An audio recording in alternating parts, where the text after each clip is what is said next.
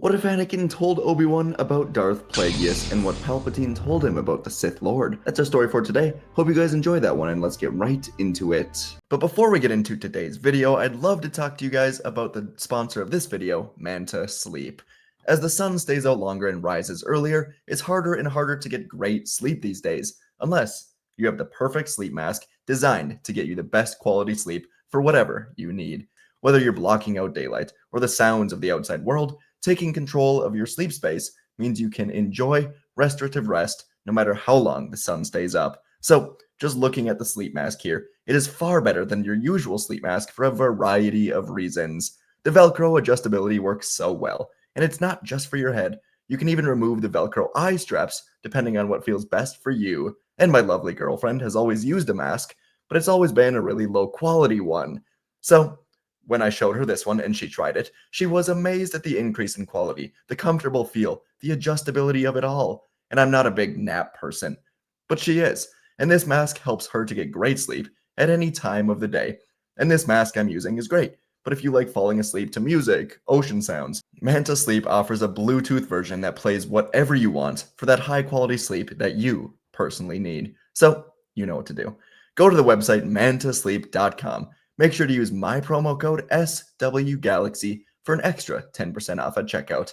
Once again, special thanks to Manta Sleep for sponsoring today's video. As you guys know, I rarely take sponsors unless they're legitimately high quality products, and that's exactly what Manta is, so go check them out.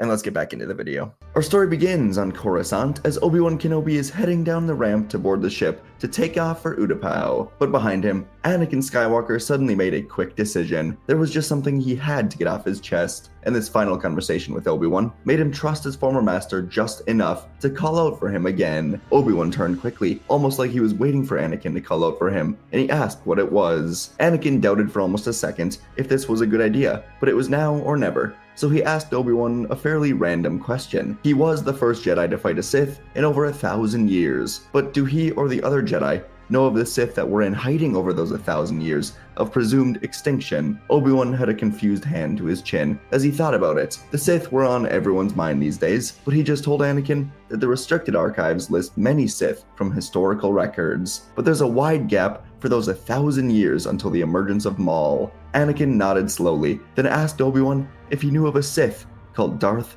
Plagueis. Again, Kenobi shook his head, and Anakin just said that he heard the name from Palpatine the other night. He said that this Plagueis discovered the power to create or save life by influencing the midichlorians in someone to essentially regenerate them, and suddenly, Obi-Wan was extremely worried. He was already heavily doubting that having Anakin spy on Palpatine was a good idea, and now, this was just even more confirmation. He began to finally see that everything the Jedi were doing was playing right into the hands of the Sith, denying Anakin the rank of Master, isolating him with Palpatine, keeping him here instead of fighting Grievous. And Obi-Wan remembered something that Windu told him in a secret conversation after Dooku was killed. The Council has begun to suspect that Sidious is in Palpatine's inner circle. Anakin saw Obi-Wan's face turn more serious than ever as he told Anakin he's not going to Utapau. It's a mistake. He is listening to the Force, and something is saying that he must remain here with Anakin. Anakin smiled a bit before telling Obi-Wan that he sounds like Qui-Gon. Obi-Wan smiled back as he said he misses Qui-Gon these days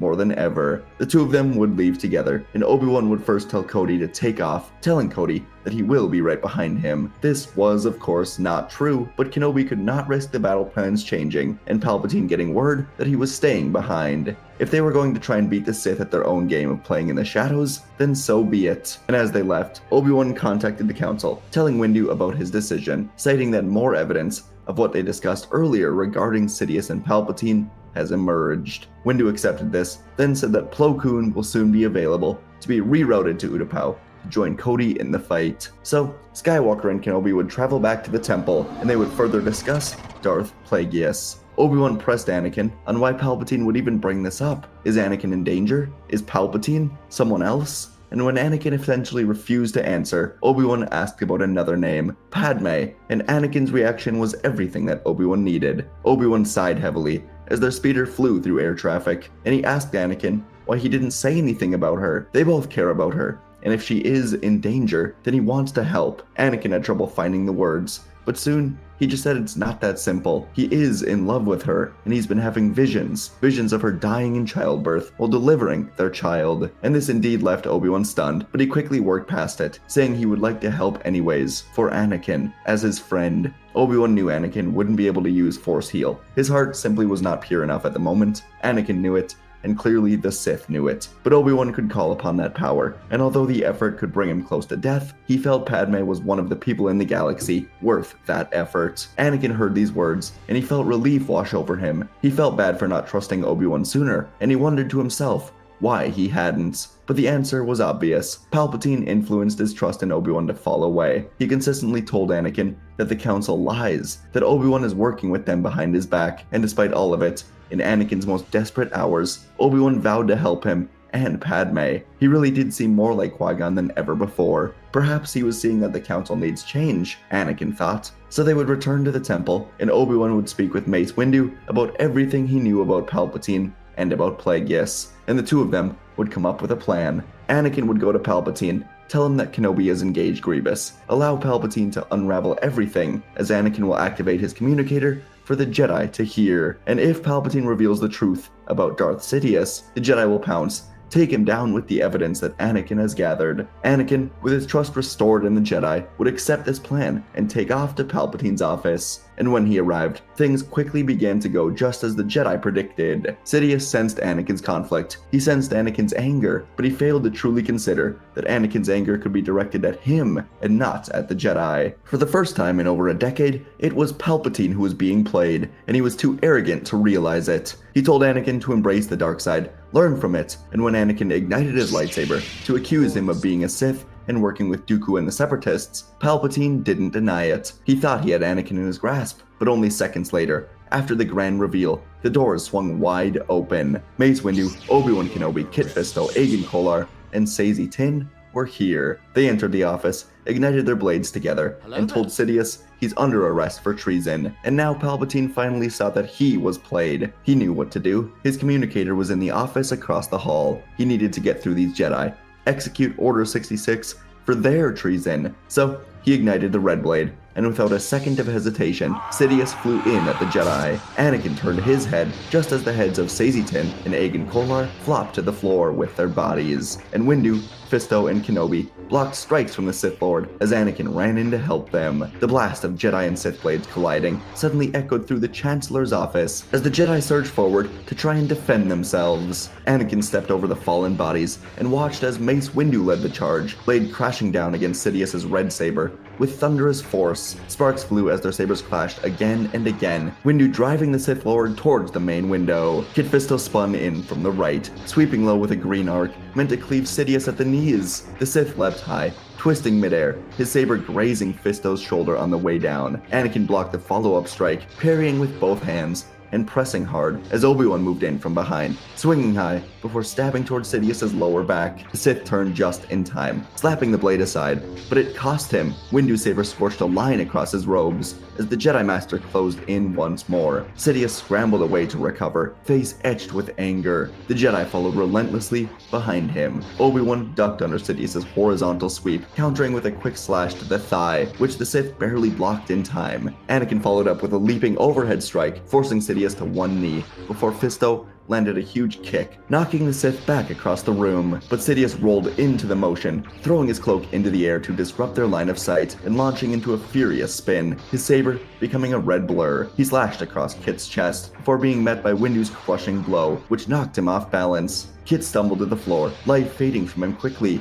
Obi-Wan took the opening and jabbed forward, piercing through Sidious's outer robe. Anakin rushed in beside him, clashing sabers in a tight flurry, driving Sidious into a defensive retreat. Now wounded and bleeding from his side and his arm, Sidious began to retreat step by step, weaving through the Jedi's coordinated assault. Mace roared forward, driving Sidious onto the Chancellor's desk, sabers crackling as they locked blades. Sidious unleashed a violent burst of Force energy, sending Mace and Anakin flying backwards, crashing into the far wall. Obi-Wan absorbed the brunt with a Force barrier, landing in a crouch, blade raised, but Sidious had already moved. With a snarl, he stabbed into a control panel, then hurled both hands upward, unleashing a deafening wave of destruction with the Force. The roof groaned above them, and a section of the ceiling collapsed as Sidious disappeared into the smoke and debris, cloak flailing behind him, his body marked with deep burns and gashes, from multiple saber strikes. He staggered onto the next door office, bleeding, barely upright, and with trembling fingers, he activated the main communicator, ready to begin the true final phase without Anakin. Order 66. But as Sidious turned it on, the comms only flickered with static. His yellow eyes widened.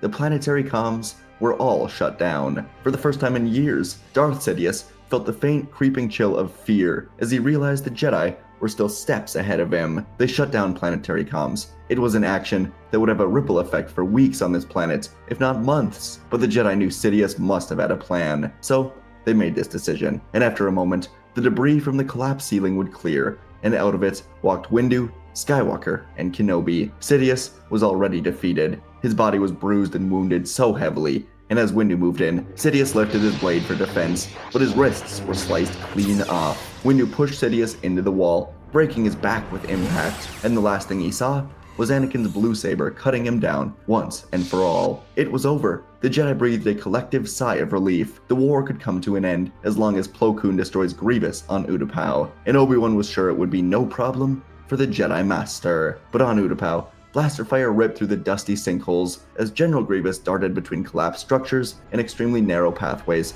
trying to escape. His mechanical limbs moved like a spider, deflecting bolts with two spinning sabers, while Plo pursued with urgency, his blade intercepting incoming fire as he advanced through the narrow ledges. Cloak torn, armor scorched from battle, and above, Commander Wolffe coordinated with Cody over the comms, tracking Grievous's movements, relaying intercept paths to Plo. Clone squads closed in from multiple angles, pushing Grievous deeper into the lower levels. The cyborg leapt onto a transport platform, activating its lift, ascending toward a waiting landing pad as explosions echoed behind him. Grievous burst onto the landing pad area, slicing through fuel lines, blasting crates to create a smokescreen. His personal starfighter roared to life. Plo Koon sprinted forward, running through heavy flames to get there. He vaulted off a collapsed column, landed on Grievous's starfighter hull, and jammed his saber into one of its side-mounted wings to slow it down. The ship lurched into the air, with Plo still on top, gripping the side with one hand, while holding his saber steady with the other. Grievous manned the controls, keeping the ship as steady as he could, and behind them,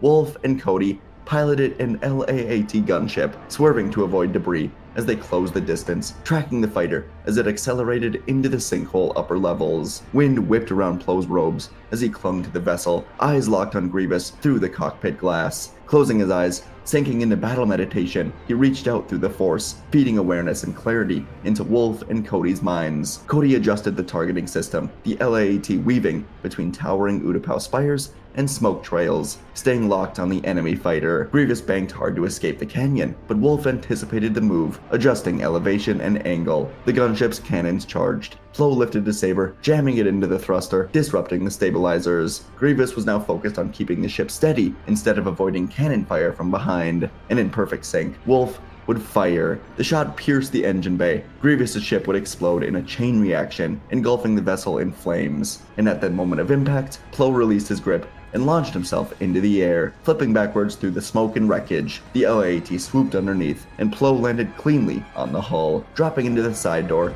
as the ship banked away. Behind them, flaming wreckage scattered across the sinkhole floor. Grievous was gone, Utapau secure, and inside the gunship, the wind howled through the open side door as Plo dropped into a crouch. Wolffe looked over his shoulder from the cockpit, muttering something about Jedi never doing things the easy way. Cody just shook his head, chuckling as he holstered his blaster, saying he should spend more time around Skywalker and Kenobi if he thought this was crazy. Plo simply nodded, as calm as ever of course, but feeling the victory while the clones laughed, and the gunship soared off into the clouds, felt great. With both Grievous and Sidious dead, the Clone Wars would come to a sudden halt. Separatist leadership fractured without their leaders, and their droid armies began to lose battles across the galaxy as Republic forces moved quickly to secure the key systems and make sure the droids were not going to be coming back online. Peace talks would begin within days. Many Separatist worlds, tired of war and now aware of Palpatine's manipulations, agreed to join a new movement for galactic unity as Bail Organa led a peace coalition upon learning the truth about Palpatine. The Senate was in chaos at first, but evidence of Palpatine's identity as Sidious was undeniable. Anakin's recordings left no doubt. The council would remain in place, but with a few new members after the deaths of Kolar, Tin, and Fisto. Anakin kept his seat, but Jaro Tapal got one, Luminara got the other. They no longer worked as tools of the Senate. Instead, they began to restructure their role in the galaxy, and the third empty seat would be rotating between masters until someone earned the place, or it would just keep rotating, as new voices were welcome in the council every once in a while. Jedi were assigned as peacekeepers again, rather than generals of a war. Yoda and Windu began guiding the Order towards reflection, balance, no longer blind loyalty to the Republic. Each Jedi could now think for themselves much more. Anakin found peace for the first time in years, after struggling with fear and doubt, and Obi-Wan was with him during his hardest moment with Padme. After Palpatine was killed, Anakin didn't feel anger or regret. Instead, he felt relief in the Force, and Obi-Wan promised to help him when the time came, and he kept that promise with Padme giving birth. In a quiet medical center on Naboo, she gave birth to healthy twins. Anakin was there, Obi-Wan was there. They named the children Luke and Leia. No more secrecy, no more hiding. The fear that once controlled Anakin was gone. The galaxy was in a period of rebuilding, many worlds still recovering from battles and occupation. The Senate was passing bills for aid, while new leadership stepped in to ensure that no one person could ever gain the power Palpatine just had. Bail Organa and Mon Mothma helped lead this effort, pushing for transparency, reform. The Jedi worked closely with these leaders, offering support where needed. And across the galaxy, war began to fade. People began to believe in peace again, and shortly after the war, Anakin found himself returning to the unanswered questions that had once haunted him. Even with Palpatine exposed as a Sith, the name Darth Plagueis lingered in his mind, and on sleepless nights, when the twins were refusing to sleep, Anakin passed the time researching through files recovered from Palpatine's office and his Sith lair. Hidden references would slowly point to a remote, uninhabited world. Sojourn. It was a place the Jedi had marked as unimportant, but deeper investigations would reveal that it was once visited by Sith Lords long ago. Anakin would prepare quietly one day, bringing only R2-D2 with him, setting out for the dark forgotten planet, and the lair of Plagueis was buried in broken stone, hidden in the shadow of a blackened mountain range. The structure, mostly ruined, was scarred by the time and the damage, but its presence was still heavy and dark. Inside, Anakin found shattered relics, broken tablets, remnants of Sith experiments. A few artifacts were still untouched, twisted symbols, broken holocrons, and they were still intact. Anakin walked through all of it slowly, absorbing the weight of what once did exist here. He'd once feared death, once thought power could protect the ones he loved, but standing among the wreckage, he saw only obsession, decay, darkness. He would gather the remaining pieces that were not completely destroyed yet and carry them out into the open air. With R2's help, Anakin ignited a fire, feeding the remnants of Plagueis' legacy into it, one by one. The holocrons cracked and hissed, scrolls curled into ash, dark secrets turned to dust. Anakin didn't look back. He just climbed aboard his ship with R2 close behind. He made his choice, and from that day forward, he was a true Jedi, as he was meant to be. And folks, that is our story for today. Hope you guys enjoyed this. Oh, just got notification that my mic turned off. Okay, it looks like it just switched. Good timing. Yeah, hope you guys enjoyed this one. I know it's more so on the, I don't want to say basic, but it's not as exciting as most, but this was just the path I felt worked the most. There were other ideas. I did experiment with some stuff with like essence transfer involving Palpatine and Plagueis, but it just gave me an idea for a different video altogether. That'll probably be coming out in, I don't know, a few days, so maybe a week. Keep your eyes open for that one. Otherwise, yeah, I mean, it was fun to do.